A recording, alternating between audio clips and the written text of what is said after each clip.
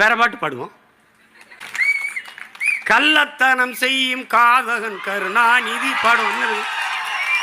கள்ளத்தனம் செய்யும் காதகன் கருணாநிதி, சதிகாரன் கருணாநிதி, கொடுஞ்சனிகாரன் கருணாநிதி.